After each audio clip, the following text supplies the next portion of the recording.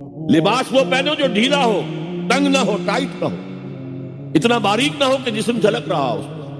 اپنے گریبانوں کے اوپر اپنی روڑنی ہوتی ہے بکل مار دو، تاکہ نسوانی حسن کا ایک بڑا حصہ ہے یہ چھاتی جو ہے، اس کو اور ایک کور ایڈیشنل مل جائے. کرتا تو ہے ہی، تو وہ سر پر بھی ہو اور اس کا ایک بکل جو ہے تمہاری سینے پر بھی آئے، ایڈیشنل کورنگ.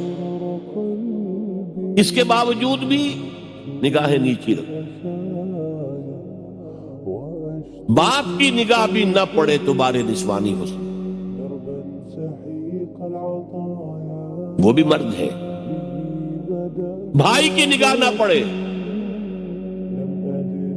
اہل ایمان تم بھی اپنی نگاہیں نیچی رکھو، اور اہل ایمان عورتوں تم بھی اپنی نگاہیں نیچی رکھو.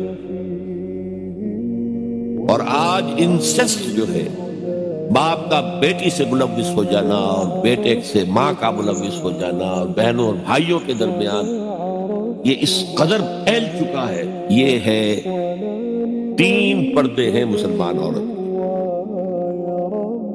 جس کو آج بالکل ختم کرنے پر مغرب طلوع ہوا ہے.